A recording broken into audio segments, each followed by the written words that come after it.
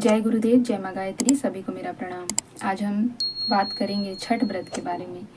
क्या आप सभी को पता है कि छठ व्रत सबसे पहले किसने शुरू किया? और बहुत से लोग इसको बहुत ही हंसी में कहते हैं और मजाक बनाते हुए कहते हैं कि छठ बिहारियों का पर्व है। क्या बिहारी कोई इंसान नहीं है? क्या बिहारी को लोग अच्छी दृष्टि से नहीं देखते? तो आज मैं इन्हीं सब बात पे विषय करूँगी। ये मतलब नहीं रखता, ये मायने नहीं रखता कि मैं कहाँ से हूँ, क्या हूँ, पर हम सब में मानवता होनी चाहिए, हम सब में बुद्धि विवेक होना चाहिए। पूज्य गुरुदेव ने कभी जाति, वंश, धर्म इन सब के बारे में चर्चा नहीं की। उन्होंने केवल कहा है तो हम सभी मानव हैं और हमें मानव धर्म और मानव जाति के ऊपर ही काम करना है। तो इस बात पर आप ध्यान मत दीजिए कि मैं कहाँ से हूँ, कौन हूँ, मैं बिहार से हूँ इसलिए बिहार का पक्ष ले लूँ। कभी भी ऐसा मैं नहीं करती हूँ। मैं किसी एक जगह का पक्ष नहीं लेती। जो फैक्ट होता है उस बात पर मैं ही बात करती हूँ, उसी विषय पर आप लोगों से चर्चा करती हूँ। तो सबसे पहले तो हम ये जानते हैं कि ये व्रत कैसा होता है, इसको किसने सबसे पहले शुरू किया और इस व्रत में हम करते क्या हैं। तो ये व्रत बहुत कठिन होता है। इसको सनातन धर्म, हिंदू धर्म का सबसे महापर्व माना गया है, सबसे कठिन व्रत माना गया है, सबसे महान और सबसे बड़ा व्रत माना गया है, क्योंकि इसमें तप होता है, त्याग होता है, इन सब का सम्मिश्रण होता है। तो जब भी कोई व्रती इस व्रत को करता है तो वो 3 दिनों की तपस्या में रहता है। 3 दिनों की उसकी तपस्या होती है।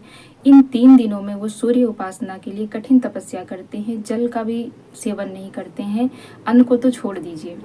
तो बहुत ही कठिन व्रत होता है। तो इतना कठिन व्रत करना हर किसी के बस की बात नहीं होती है। यदि हम एक तरह से कह भी ले कि ये बिहारियों का पर्व है, तो हमें बहुत गर्व करना चाहिए कि बिहारियों में इतनी सामर्थ्य है जो इतनी कठिन तपस्या वो कर सकते हैं। क्या और किसी में इतनी सामर्थ्य नहीं है जो वो इतनी कठिन तपस्या कर सके? तो हम किसी भी चीज़ को सकारात्मक रूप से जब लेंगे तो हमें उसमें अच्छाइयाँ नजर आएंगी। उसमें जब हम कमियां ढूंढना शुरू करते हैं तो अच्छी चीज़ों में भी हमें कमी नजर आने लगती है। तो ये हमारी सोच पर निर्भर करता है। पूज्य गुरुदेव कहते हैं कि जैसा मनुष्य सोचता है वैसा बन जाता है। तो यदि हम इस प्रकार से सोचें तो बिहारियों में इतनी सामर्थ्य है कि वो इतनी कठिन तपस्या कर सकते हैं। क्या इस संसार में और किसी प्रांत, और किसी जिले, और किसी जगह के लोगों में ये सामर्थ्य नहीं है?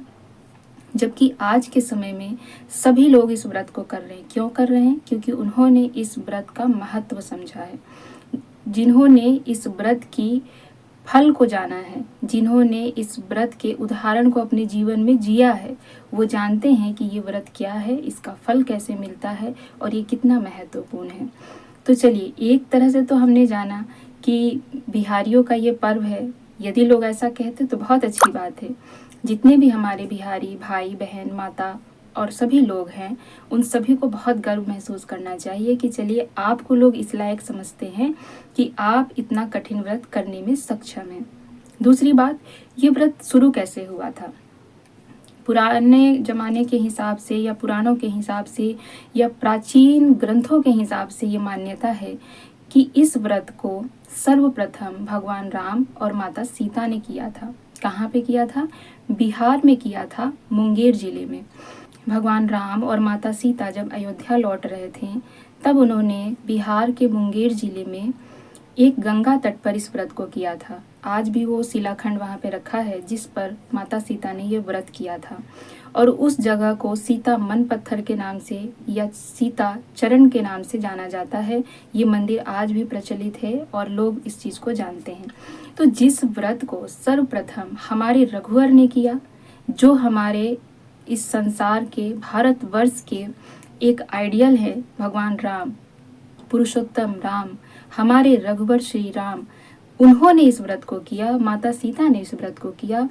उस परंपरा को, उस विधि को, उस पूजा को अगर किसी ने जीवित रखा है तो वो किसने जीवित रखा? बिहारियों ने। तो इससे जाहिर होता है कि सबसे बड़ा राम भक्त यदि कोई है तो वो बिहारी है, क्योंकि उन्होंने राम के इस प्रचलन को, राम की इस पूजा विधि को आज तक जीवित रखा है, अभी तक जीवित रखा है। संसार भले ही आज कर रहा हो, लेकिन बिहारियों ने इसको शुरू से किया है।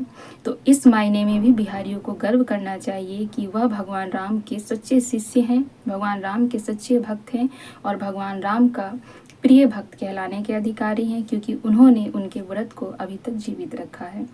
तो दो मायनों में आप यूँ समझिए कि बिहारियों का व्रत है छठ। जो लोग भी इस चीज़ को कहते हैं, शायद उनको ये बातें मेरी अच्छी ना लगे, पर ये बात बिल्कुल सत्य है। चाहे अच्छी लगे या ना लगे, आप इसको बहुत लॉजिक से सोचिए, तो आपको समझ में आएगा कि अब तक जो आप बोलते थे वो कितना सही है, कितना गलत है। अब आते हैं कि छठ व्रत में किसकी पूजा होती है। छठ व्रत में पूजा होती है सविता देवता की। सविता अर्थात भगवान सूर्य।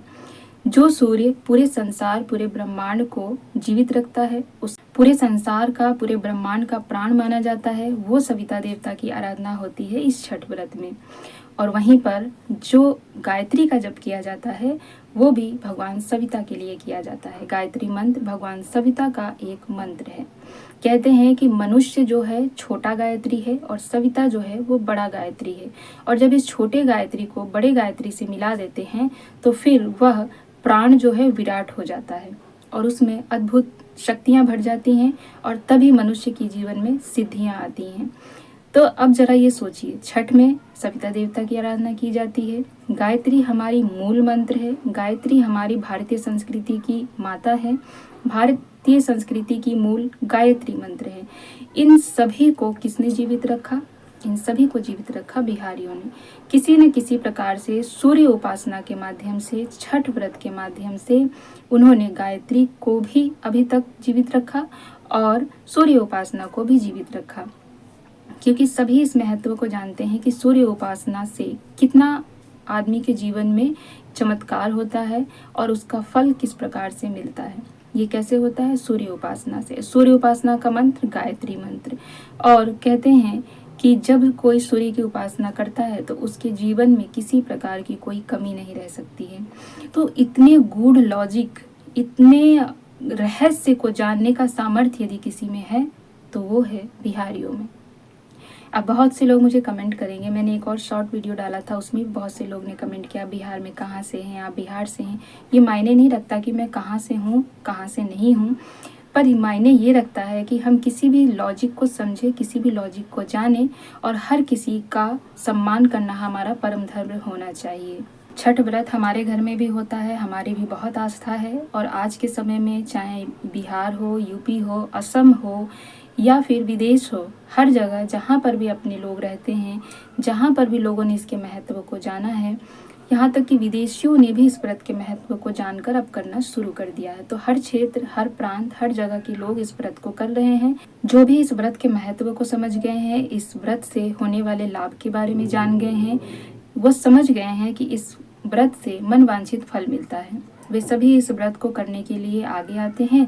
और जो नहीं कर पाते हैं वो किसी न किसी प्रकार से इस व्रत का हिस्सा बनना चाहते हैं और साथ ही साथ इस व्रत में वो अपनी भागीदारी देते हैं, अपनी श्रद्धा दिखाते हैं, अपना विश्वास दिखाते हैं, क्योंकि उन्होंने अपने जीवन में इस व्रत के महत्व को समझ लिया है। जो लोग अभी भी अज्ञानता में हैं, एक न एक दिन उन्हें भी समझ आ जाएगा। लेकिन इस व्रत के महत्व को जिन्होंने समझा है वो कभी भी ऐसी बातें नहीं करते जो कि इस व्रत को करने वाले को ठेस पहुंच सके। तो देखिए, कुछ लॉजिक से हमने जाना कि छठ बिहारियों का पर्व है। यदि कोई कहता है, वैसे तो सूर्य सभी के हैं, सूर्य देवता की आराधना सभी की है, तो ये व्रत सभी का है। लेकिन जो लोग दुर्भाग्यवश नहीं कर पा रहे हैं तो भी कोई बात नहीं है, लेकिन जिनका सौभाग्य है इस व्रत को करना, उन्हें गर्व महसूस करना चाहिए, उन्हें अपने आप को बहुत गौरवान्वित समझना चाहिए। देखिए, मैं जब ऑफिस में काम करती थी तो वहाँ पर भी जो भी मेरे स्टाफ थे, बहुत सारे लोग बैठकर जब भी छठ व्रत आता था, उन्हें नहीं पता था कि मेरे यहाँ होता है या नहीं होता है, तो वो बहुत अजीबोगरीब बातें करते थे, हंसी करते थे, मजाक उड़ाते थे। एक दो बार मैंने सुना, उसके बाद फिर मैंने टोका। मैंने कहा कि छठ व्रत के बारे में कितना जानते हो? पहले मैंने उनकी मन की बात जाननी चाहिए। कह रहे कि पता नहीं, ये बिहारियों का पर्व है, जहाँ भी बिहारी रहते हैं ये कौन सा पर्व करने लगते हैं, इसमें क्या क्या ले जाते हैं, ईंख ले जाते हैं, गन्ने ले जाते हैं, तैयार होके सज धज के जाते हैं, ढोल बजाते हैं, वगैरह वगैरह बहुत सारी बातें करते थे। मैंने बहुत बार सुना, उसके बाद मैंने पूछा कि क्या छठ व्रत के बारे में जानते हो? उन्होंने कहा हम जानते नहीं हैं। तब मैंने कहा कि जब जानते नहीं हो तो इसके विषय में इतना कुछ कैसे बोल रहे हो, क्यों बोल रहे हो? जिस चीज़ के विषय में हम जानते नहीं है, जिस चीज़ के बारे में हमें ज्ञान नहीं है, उसके विषय में नेगेटिव बोलना आपको शोभा नहीं देता है। तब उन्होंने समझा कि शायद मैं नाराज़ हो रही। मैंने कहा मैं नाराज़ नहीं हो रही हूँ। यदि आपको इसके महत्व के बारे में जानना है, इस व्रत के बारे में जानना है, इसके फल के बारे में जानना है तो आप मुझसे पूछिए, लेकिन आगे से कभी मेरे सामने इस व्रत के बारे में कोई भी नेगेटिविटी मत फैलाना या मेरे सामने कुछ ऐसा मत बोलना। तो उनको ये बात समझ आ गई थी कि शायद मुझे ये बात बुरा लग रहा है। मैंने कहा बुरा नहीं लग रहा, पर फिर भी किसी की भी आस्था को ठेस नहीं पहुंचानी चाहिए। तब उसके बाद से जब कभी भी वो कुछ बोलते थे, यदि मुझ पर नज़र पड़ जाती थी तो वो एकदम से चुप हो जाते थे। मैंने बहुत से लोगों को बहुत बार समझाया भी इस विषय में कि ये क्या होता है। फिर जब उनको ये लगा कि इसका इतना महत्व होता है तो उन्होंने कहा कि वास्तव में हो सकता है। तब उन्होंने धीरे धीरे इस चीज़ को बोलना कम कर दिया। तो क्या होता है, जो जिसका महत्व नहीं समझता है उनके लिए वो चीज़ किसी काम की नहीं होती, लेकिन जो जिस चीज़ का महत्व समझता है उसके लिए वो अनमोल होता है।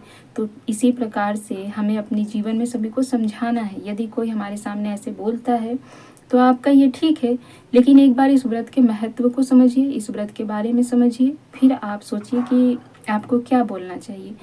जब हम उसे प्यार से समझाएंगे तो खुद ही समझ जाएगा।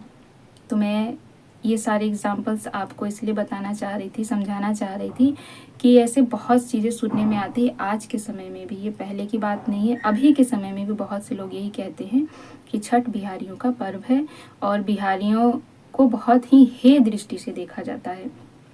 लेकिन मैंने जो आज समझाया, आप इस प्रकार से यदि किसी को समझाते हैं तब उनको समझ आएगा हमने क्या खोया है, बिहारियों ने क्या पाया है, और हमने अपनी संस्कृति को, अपने धर्म को, अपने सनातन धर्म को अभी तक पुनर्जीवित करके रखा है, उसको खोने नहीं दिया है, उसे विलुप्त नहीं होने दिया है, उसे हर प्रकार से हमने जीवित रखने का प्रयास किया है। अनेक लोग आते गए, अनेक लोगों ने अपने धर्म की रक्षा के लिए अनेक प्रकार से प्रयत्न किए। सभी लोगों ने भारतीय संस्कृति को जीवित रखने के लिए कुछ न कुछ कार्य अवश्य किए हैं।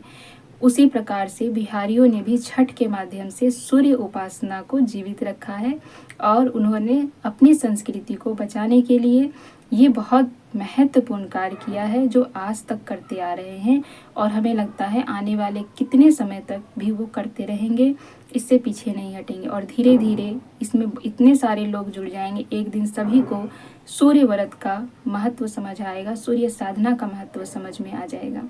और भगवान राम किसी एक प्रांत के, किसी एक जगह के नहीं माने जानते, वो सभी के हैं। भारतीय संस्कृति के लिए श्री राम हैं, और जिस व्रत को श्री राम ने किया है उस व्रत को जो भी करेगा उसे गर्व से अपने आप को कहना चाहिए कि हाँ, हमने अपने भगवान राम के व्रत को जीवित रखा है, हमने अपने भगवान राम के द्वारा किए गए इस विधान को किया है, अर्थात हम भगवान राम के प्रिय हैं और हम बहुत सौभाग्यशाली हैं। और जो नहीं कर पाते, जो अपने आप को भगवान राम का भक्त कहते हैं, भगवान राम का वंशज कहते हैं, भगवान राम के पुत्र कहे जाते हैं, भगवान राम के प्रिय बनना चाहते हैं, वो उन्हीं के उस व्रत के बारे में आज तक नहीं जान पाए।